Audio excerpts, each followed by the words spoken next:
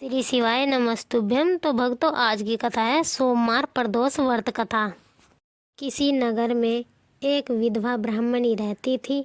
उसको किसी का भी सहारा नहीं था, इसलिए वह अपने पुत्र सूचिव्रत को साथ लेकर सवेरे सवेरे ही भिक्षा के लिए निकल पड़ती थी और भिक्षा में जो कुछ भी मिलता था उसी से दोनों माँ बेटे अपना पेट भरते थे। एक दिन जब वह ब्राह्मणी भिक्षा प्राप्त करके घर लौट रही थी, तब मार्ग में उसे एक लड़का घायल अवस्था में पीड़ा से तिलमिलाता मिला। उसे तिलमिलाते देख ब्राह्मणी को उस पर दया आ गई और वह उसे अपने घर ले आई। वह लड़का सामान्य परिवार से नहीं था, बल्कि विदर्भ देश का राजकुमार था।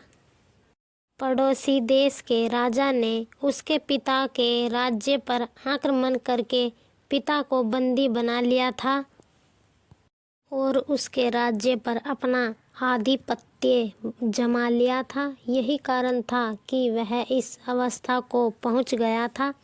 इस प्रकार वह राजकुमार सूचिव्रत के साथ ब्राह्मणी के घर में ही रहने लगा।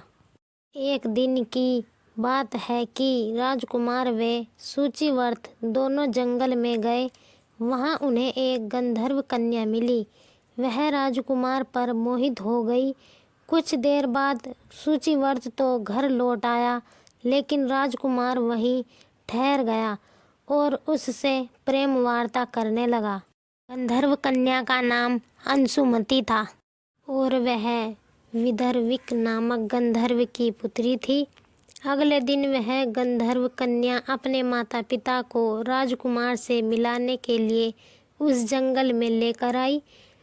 उन्हें राजकुमार पसंद आ गया। कुछ दिनों बाद अंशुमती के माता पिता को भगवान शिव ने स्वप्न में दर्शन देकर आदेश दिया कि तुम अपनी पुत्री अंशुमती का विवाह उस राजकुमार से कर दो।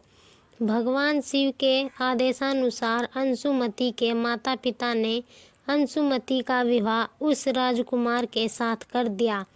उधर ब्राह्मणी प्रदोष व्रत करती रही। उसके व्रत के प्रभाव तथा गंधर्व राज की सेना की मदद से राजकुमार ने से शत्रुओं को खदेड़ दिया और अपने माता पिता का राज्य पुनः प्राप्त करके आनंद पूर्वक रहने लगा।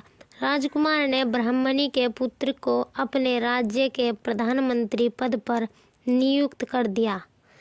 यह कथा सुनने के बाद शौनक मुनि ने सूत जी से प्रार्थना करते हुए कहा कि हे मुने, अब आप कृपा करके हमें मंगलवार प्रदोष व्रत की कथा के बारे में बतलाएं।